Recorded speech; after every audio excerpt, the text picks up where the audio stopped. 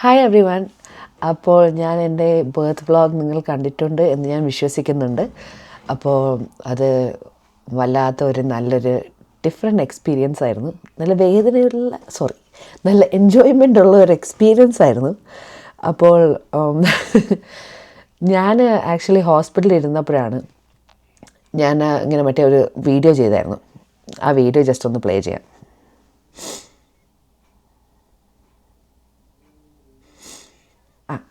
അപ്പോൾ നിങ്ങൾ ആ വീഡിയോ കണ്ടിട്ടുണ്ടാവും എന്ന് ഞാൻ വിശ്വസിക്കുന്നു.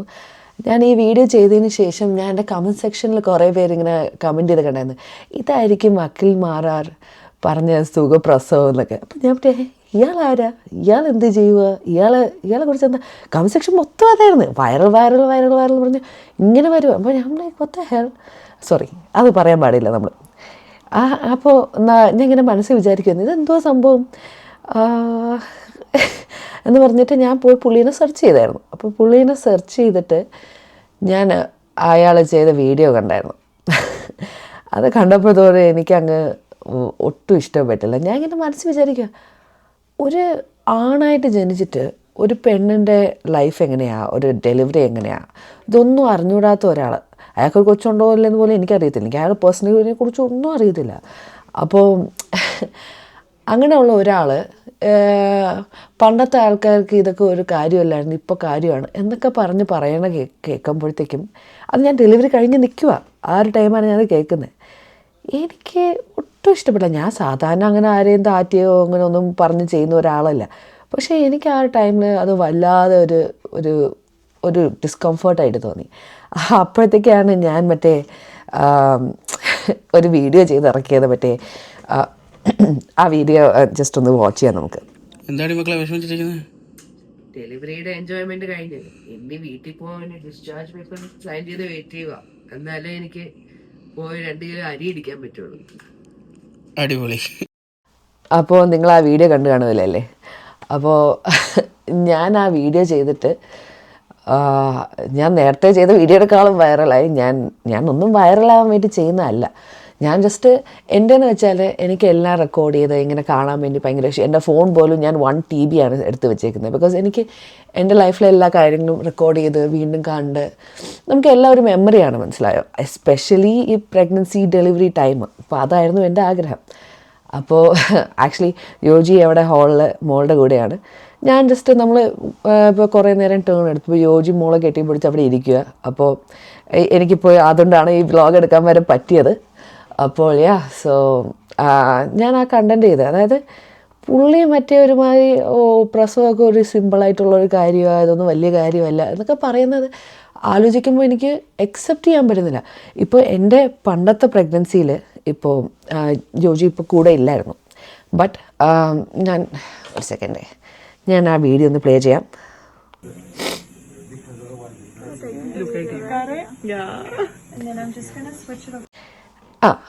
അപ്പോൾ നിങ്ങൾ ആ വീഡിയോ കണ്ടു കാണുമെന്ന് ഞാൻ വിശ്വസിക്കുന്നു. അപ്പോൾ എൻ്റെ കൂടെ ഇല്ലായിരുന്നു. ബട്ട് ഫുൾ ആ ഡെലിവറി ടൈം മൊത്തം ഫോണിലായിരുന്നു. എൻ്റെ ഫ്രണ്ടിനെ കൊണ്ട് ഫോൺ വിളിച്ച് കണ്ട് കൊച്ചിൻ്റെ ഡെലിവറി കണ്ടില്ല. ബട്ട് എന്നാലും കാരണം ഡോക്ടർ പറഞ്ഞ് വീഡിയോ ഒന്നും എടുക്കാൻ പറ്റില്ല, അത്രയും ക്ലോസ് അങ്ങനത്തെ കാര്യങ്ങളൊന്നും എടുക്കാൻ പറ്റത്തില്ല. ബട്ട് അല്ലാതെ സൈഡിൽ നിന്ന് വേണമെങ്കിൽ സംസാരിക്കുകയൊക്കെ ചെയ്യാമെന്ന് പറഞ്ഞു. അപ്പോൾ അന്ന് എൻ്റെ കയ്യിൽ വീഡിയോ ആയിട്ടൊന്നുമില്ല. അപ്പോൾ കൂടെ ഇല്ലായിരുന്നു. എന്നാൽ ഫോൺ വഴി ഉണ്ടായിട്ടാണ് നമ്മുടെ റിലേഷൻഷിപ്പ് ഒരുപാട് അത് അഫക്റ്റ് ചെയ്തത്. ആ ഒരു പ്രഗ്നൻസി ഡെലിവറി ടൈമിൽ എൻ്റെ കൂടെ ഇല്ലായിരുന്നു. അപ്പോൾ യോജിയുടെ വിസ റിജക്റ്റ് ആയിരുന്നു 2 തവണ. കൊറോണ ടൈമിലാണ് എൻ്റെ മോൻ ജനിച്ചത്, ആദ്യത്തെ മോൻ. അപ്പോൾ അങ്ങനെയൊക്കെ ഉണ്ടായിട്ട് പോലും നമ്മുടെ റിലേഷൻഷിപ്പ് അത് ഒരുപാട് ബാധിച്ചു. ആ ഒരു ഡെലിവറി എൻ്റെ കൂടെ ഇല്ലായിരുന്നു എന്നുള്ള പേരിലാണ് ഞാൻ ആദ്യം ഉണ്ടാക്കിയത്. എനിക്കറിയാം വിസ കിട്ടിയിട്ടില്ല, എനിക്കറിയാം ഇവിടെ വരാൻ പറ്റാത്ത സാഹചര്യമാണ്. പക്ഷേ ആ ഒരു ഡെലിവറി കഴിഞ്ഞതിന് ശേഷം പോസ്റ്റ്മോർട്ടം ഡിപ്രഷനും കാര്യങ്ങളൊക്കെ ആയിട്ട് എന്നെക്കൊന്ന് അതൊന്നും അക്സെപ്റ്റ് ചെയ്യാൻ പോലും പറ്റിയില്ല. ഇവിടെ കൂടെ ഇല്ലായിരുന്നു. ഞാൻ ഇത്രയും കഷ്ടപ്പെട്ട്, അതും ഞാൻ എപ്പിഡ്യൂറൽ എന്ന് പറഞ്ഞൊരു സംഭവം എടുത്തിട്ടുണ്ട്. അതെടുത്തുകൊണ്ട് ആക്ച്വലി ഞാൻ ഒരു വീഡിയോ ഇടാം.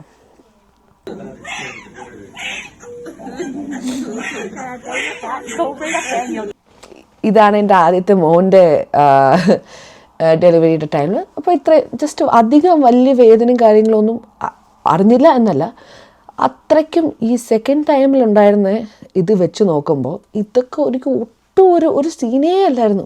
എനിക്ക് പിന്നെ നടുവേദന ഉണ്ടായിരുന്നു ഇഞ്ചക്ഷൻ എടുത്തോണ്ട്, കാരണം ആ ഇഞ്ചക്ഷൻ ഇത്രയും നീളമുണ്ട്. അപ്പോൾ അതുകൊണ്ട് നടുവേദന സീനൊക്കെ ഉണ്ടായിരുന്നു. പക്ഷേ അങ്ങനെ വലിയ കുഴപ്പമില്ലായിരുന്നു. എൻ്റെ ഫസ്റ്റ് പ്രഗ്നൻസി സെക്കൻഡ് പ്രഗ്നൻസി പോലും എനിക്ക് കമ്പയർ ചെയ്യാൻ പറ്റാതെ ഇരിക്കുമ്പോൾ ഒരാൾ എല്ലാവരുടെയും പ്രഗ്നൻസി ഒരു വലിയ കാര്യമില്ല, പണ്ടൊക്കെ എളുപ്പമായിരുന്നു, ഇപ്പം നമ്മൾ പോയി അത് കഴിഞ്ഞിട്ട് അരി ഇടിക്കണമെന്നൊക്കെ പറയുന്നതൊക്കെ ഒരു ന്യായമാണോ? എനിക്കത് കേട്ടപ്പോൾ എനിക്ക് അയാളൊന്ന് ആക്കിയേ പറ്റുള്ളൂ എന്നുള്ള ആഗ്രഹം കൊണ്ടാണ് ഞാൻ ആക്കിയത്. പക്ഷേ അത് കുറേ പേർക്ക് റെഫറൻസ് മനസ്സിലാവുന്ന പ്രതീക്ഷയല്ല ഞാൻ ആ വീഡിയോ ചെയ്ത് നോക്കിയപ്പോഴത്തേക്കും. ഇപ്പോൾ ആ വീഡിയോ എൻ്റെ ഇൻസ്റ്റാഗ്രാമിൽ 5.something million വ്യൂസൊക്കെ. ഞാനാണെങ്കിൽ ദൈവമേ, ഇനി അയാളെങ്ങാണ് എനിക്ക് മെസ്സേജ് അയക്കണമെന്ന് ഞാൻ പിന്നെ വെച്ചാൽ അയാൾ അയക്കണമെങ്കിൽ അയക്കട്ടെ, എനിക്ക് ഒന്നുമില്ല, ഞാൻ ഉള്ളത് അങ്ങ് പറയും. താൻ പറഞ്ഞത് തെറ്റാണ്. ഇപ്പോൾ എനിക്കുള്ള പോലെ ഒരു പ്രസവം ആയിരിക്കില്ല വേറെ ഒരാൾ. ഇപ്പോൾ എൻ്റെ ആദ്യത്തെ പ്രസവത്തിൻ്റെ വീഡിയോ ഇപ്പം ഞാൻ ജസ്റ്റ് ഒന്ന് കാണിച്ചായിരുന്നു. സെക്കൻഡ് എൻ്റെ ആ ബർത്ത് വ്ലോഗ് നിങ്ങൾ കണ്ടെങ്കിൽ നിങ്ങൾക്ക് ആ ഡിഫറൻസ് അറിയാം. കാരണം യോജി കൂടെ ഉണ്ട്, പക്ഷേ കൂടെ ഉണ്ടെങ്കിലും ആ ഒരു പെയിൻ നാച്ചുറലി ഞാൻ അനുഭവിക്കേണ്ടി വന്ന്. പോരാഞ്ഞിട്ട് മറ്റേ ലാഫിങ് സംഭവം, ആ സംഭവം കൂടെ ഇട്ടിട്ട് ഞാൻ മറ്റേ ബോധമില്ലാതൊക്കെ ഇരിക്കും. എനിക്ക് പകുതിയല്ല 80% കാര്യങ്ങൾ ഓർമ്മയില്ല. ആ വ്ളോഗ് ഞാൻ എഡിറ്റ് ചെയ്യുമ്പോൾ പോലെയാണ് ഞാൻ അറിയുന്നത് എന്താണ് സംഭവം എന്ന്. അപ്പോൾ അങ്ങനെ ഇരിക്കുമ്പോഴത്തേക്കും ഒരാളിങ്ങനെ പറയുന്നത് വളരെ തെറ്റായിട്ട് എനിക്ക് തോന്നി. സോ അതുകൊണ്ടാണ് ഞാൻ റിയാക്ഷൻ വീഡിയോ ചെയ്തത്. ബട്ട് ഇപ്പോൾ എനിക്ക് തന്നെ എൻ്റെ ഫസ്റ്റ് പ്രഗ്നൻസിയും സെക്കൻഡ് പ്രഗ്നൻസിയും തമ്മിൽ ഭയങ്കര വ്യത്യാസമായിരുന്നു. ഇപ്പോൾ ലിയൻ അന്ന് എനിക്ക് നേരെ ഒന്നും നോക്കാൻ അറിയത്തില്ലായിരുന്നു, അറിയാവുന്ന രീതിയിലൊക്കെ ചെയ്യുന്നുണ്ടായിരുന്നു. പിന്നെ ഡെബി എന്ന് പറഞ്ഞ എൻ്റെ ഒരു പുള്ളിക്കാരത്തി എൻ്റെ മമ്മിയാണ്, കനേഡിയൻ മമ്മിയാണ്. അപ്പോൾ അവരും ഞാനും ലിയാൻ എൻ്റെ ആദ്യത്തെ മോൻ ജനിക്കുന്നതിൻ്റെ തൊട്ട് മുമ്പെയാണ് പരിചയപ്പെട്ടത്. അവൻ ജനിക്കേണ്ട ഒരാഴ്ചയ്ക്ക് മുമ്പേ ആണ് ഞാൻ പരിചയപ്പെട്ട്. ഡേ കെയറും തപ്പി നടക്കും. എനിക്ക് അന്നൊരു ജോലി വേണമെന്ന്, എന്നാലേക്ക് യോജീനെ കൊണ്ടുവരാൻ, എൻ്റെ ഹസ്ബൻഡിനെ കൊണ്ടുവരാൻ വേണ്ടിയിട്ട് ഒരിത് കാണിക്കണം, എനിക്ക് ഇൻകം ഉണ്ട്, എന്നെക്കൊണ്ട് സപ്പോർട്ട് ചെയ്യാൻ പറ്റുമെന്ന് കാണിക്കണമെന്നുണ്ടായിരുന്നു. അപ്പോൾ അതിന് വേണ്ടി ഞാൻ ജോലിയും തപ്പിയൊക്കെ നടക്കുമായിരുന്നു. അപ്പോഴാണ് ഞാൻ ഡെബീനെ പരിചയപ്പെടുന്നത്. അന്ന് പരിചയപ്പെട്ട ഒരു സ്ത്രീയാണ്. അവർ എനിക്ക് വേണ്ടി അവർക്ക് വേണമെങ്കിൽ എന്നോട് എനിക്ക് നോക്കാൻ പറ്റില്ല എന്ന് പറയാനുള്ളതേ ഉള്ളൂ. അവരെനിക്ക് വേണ്ടി കഷ്ടപ്പെട്ട് അവർ ലൈസൻസ്ഡ് ഡേ കെയറാണ്. 6 മാസം കുറഞ്ഞ കുട്ടികളെ എടുക്കാൻ പാടില്ല. എന്നാലും അവർ ഓൾമോസ്റ്റ് 12 വർഷം ഡേ കെയർ ചെയ്തുകൊണ്ട് അവരുടെ നമുക്ക് ഓരോരുത്തർക്ക് ഇങ്ങനെ വർക്കേഴ്സുണ്ട്, അവർ വന്ന് ചെക്ക് ചെയ്യും. കാരണം ഇവിടെ എല്ലാം കുട്ടികളെ ഫോക്കസാണ്, കിഡ്സ് ഫസ്റ്റ് എന്നാണ് അവരെ നോക്കുന്നത്. അപ്പോൾ അവരോട് അടികൂടി ഞാൻ അങ്ങനെയാണെങ്കിൽ ലൈസൻസ് ഡേ കെയർ അവർ നടത്തില്ല എന്നൊക്കെ പറഞ്ഞാണ് ലിയൻ എൻ്റെ ആദ്യത്തെ മോനെ അവർ 7 ദിവസമായപ്പോഴാണ് അവർ ആദ്യം എടുക്കുന്നത്. അപ്പോൾ അങ്ങനെയൊക്കെ ഉള്ള അത്രയും കെയറിങ് ആയിട്ടുള്ള ഒരു ലേഡി ആയിരുന്നു ഡെബി എന്ന് പറഞ്ഞത്. അപ്പോൾ അവരെൻ്റെ ലൈഫിൽ വന്ന് എൻ്റെ ലൈഫിലെ ഏറ്റവും വലിയൊരു എന്താ പറയുക, ഒരു ഏഞ്ചൽ വന്ന എൻ്റെ ലൈഫ് പോലെയായിരുന്നു. ഞാൻ ഈ ഏഞ്ചൽ അങ്ങനത്തെ സാധനങ്ങളൊന്നും വിശ്വസിക്കുന്ന ഒരാളല്ല. പക്ഷേ അവരെൻ്റെ ലൈഫിൽ വന്നതിന് ശേഷമാണ് ഒരു അമ്മ ഇങ്ങനെയാണ് ഒരു കുട്ടിയോട് പെരുമാറേണ്ടത് എന്ന് ഞാൻ പഠിച്ചത്. ബിക്കോസ് എനിക്ക് എൻ്റെ അമ്മമ്മയാണ് എന്നെ നോക്കി വളർത്തിയത്. പക്ഷേ ആ അമ്മമ്മയാണ് എന്നുള്ള രീതിയിലാണ്. ഇപ്പം ഞാൻ കൊച്ചിലാണെങ്കിൽ എനിക്ക് വെണ്ടയ്ക്ക മാത്രം മതി, വേറെ ഒന്നും വേണ്ടെന്ന് പറയാം, അമ്മമ്മ ഓക്കെ പറയും. പക്ഷേ ഒരു അമ്മയും മോളും എന്നുള്ളൊരു ബോണ്ട് എനിക്കങ്ങനെ തോന്നിയിട്ടില്ല എൻ്റെ ലൈഫിൽ. അപ്പോൾ ഡെബിയുടെ നിന്നാണ് ഞാൻ അത് ഒരുപാട് പഠിച്ചത്. എന്നെ രാത്രി എൻ്റെ കൂടെ നമ്മൾ ഒരുമിച്ച് ഡെബിയുടെ വീട്ടിലായിരുന്നു ഞാൻ മോസ്റ്റ്ലി കൊച്ചി ജനിച്ചതിന് ശേഷം. അപ്പോൾ ഞാൻ ഒരുപാട് നാൾ അവിടെ വീട്ടിലായിരുന്നു. ഇവരെന്ന് വെച്ചാൽ എനിക്ക് ആരുമല്ലായിരുന്നു. ഇവരെ പേഴ്സണലി മുമ്പേ അറിയത്തില്ല, ഫാമിലി മെമ്പറല്ല. പക്ഷേ ഇവരെൻ്റെ ലൈഫിൽ വന്നതാണ് എനിക്ക് ഏറ്റവും വലിയൊരു അച്ചീവ്മെൻ്റ് ആയത്. അവിടെ നിന്നാണ് ഞാൻ ഓരോ കാര്യങ്ങൾ പഠിക്കുന്നത്. ഇപ്പം നമ്മൾ നാട്ടിലാണെങ്കിൽ പിള്ളേർ പറഞ്ഞ് കേട്ടില്ലെങ്കിൽ തല്ലും, അങ്ങനെയൊക്കെയാണ്. പക്ഷേ ഇവിടെ അങ്ങനെയല്ല. അവർ പറഞ്ഞ് മനസ്സിലാക്കിപ്പിക്കുക, ടൈം ഔട്ട് കൊടുക്കുക. അപ്പോൾ അങ്ങനെ ഓരോരോ കൊച്ചു കാര്യങ്ങളാണെങ്കിലും, ഇപ്പോൾ പാല് കൊടുക്കുന്നതാണെങ്കിലും, എനിക്കന്ന് പാല് കുറവായിരുന്നു. അപ്പോൾ ഇങ്ങനെ ഫോർമുലയും കൂടി ചേർത്താണ് മോന് കൊടുത്തത്. ഇപ്പോൾ മോക്ക് അത് ഞാൻ അല്ലാതെയാണ് ചെയ്യുന്നത്, ഫുൾ ബ്രസ്റ്റ് ഫീഡിങ് ആണ്.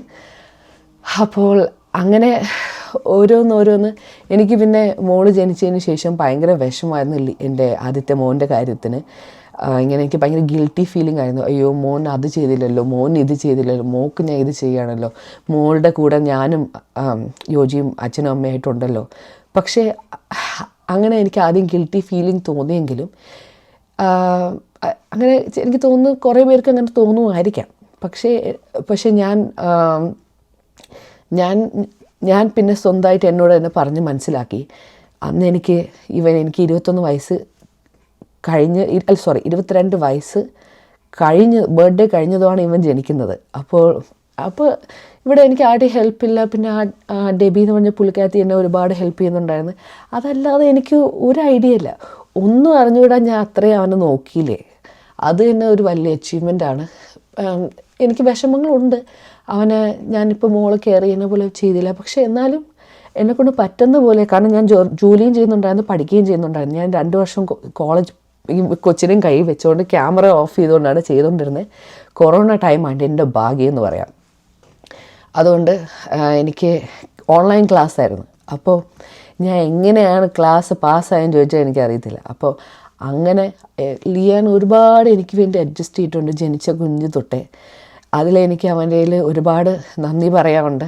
അപ്പോൾ ഇന്നലെ ഞാനാണെങ്കിൽ 4-5 ദിവസമായിട്ട് ഞാൻ വീട്ടിൽ അടഞ്ഞിരിക്കുകയാണല്ലോ. അപ്പോൾ എനിക്ക് വീട്ടിൽ നിന്ന് ഇറങ്ങാൻ മടിയാണ്, കാരണം പമ്പ് ചെയ്യണം, കൊച്ചിന് പാൽ കൊടുക്കണം, പിന്നെ ബ്ലീഡിങ് ഉണ്ട്. അതൊന്നും എൻജോയ്മെൻ്റ് ആണല്ലോ നമ്മുടെ ലൈഫിൽ, അങ്ങനെയൊക്കെ ഉണ്ട്. പക്ഷേ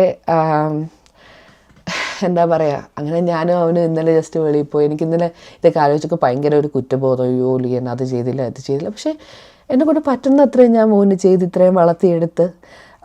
ഇപ്പോൾ യോജിയുണ്ട് കൂടെ എനിക്ക് ഈ ഒരു ഡെലിവറി കാരണമാണ് ഞാനും യോജിയും നമ്മുടെ 5 വർഷം റിലേഷൻഷിപ്പ്, നമ്മുടെ കല്യാണം വരെ നഷ്ടപ്പെട്ട് ഡിവോഴ്സ് വരെ എത്തിയതാണ്. പക്ഷേ ലാസ്റ്റ് ഒരു തവണയും കൂടെ മോന് വേണ്ടിയിട്ട് ട്രൈ ചെയ്യാം എന്ന് പറഞ്ഞ് ഒരുമിച്ചതാണ് നമ്മൾ. അത് നല്ലൊരു തീരുമാനമായി. ആദ്യം എനിക്കറിയാം എൻ്റെ ഫോളോവേഴ്സിന് എല്ലാവർക്കും ഒരു ടെൻഷനായിരുന്നു, ഇതിപ്പോൾ നല്ല ഡിസിഷൻ ആണോ, ഇനിയിപ്പോൾ നിങ്ങൾ രണ്ടുപേരും ഇങ്ങോട്ട് വിട്ടുപോകുമോ എന്നെല്ലാവരും ഒരു ടെൻഷനുണ്ടായിരുന്നു. പക്ഷേ നമുക്ക് പ്രൂവ് ചെയ്യാൻ പറ്റി എല്ലാവരുടെ അടുത്തും. ആദ്യം ഒരു നെഗറ്റീവായിട്ട് വന്ന ഒരു കമൻറ്റ്സ് ഓഡിയൻസ് ഭയങ്കരമായിട്ട് പോസിറ്റീവായിട്ടാണ് കാണുന്നത്. അത് തന്നെ നമുക്കൊരു വലിയ ഒരു എന്താ പറയുക, ഒരു അച്ചീവ്മെൻറ്റ് പോലെയാണ്. അപ്പോൾ ഇപ്പോൾ കൊച്ചു ജനിച്ചതിന് ശേഷം പ്രഗ്നൻ്റ് ആണെന്ന് അറിഞ്ഞപ്പോൾ പോലും എല്ലാവർക്കും ടെൻഷനായിരുന്നു.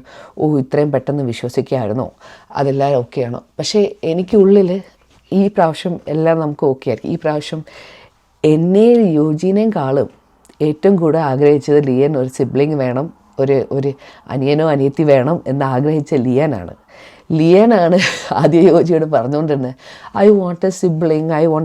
അവൻ ഇംഗ്ലീഷാണല്ലോ സംസാരിക്കുന്നത്.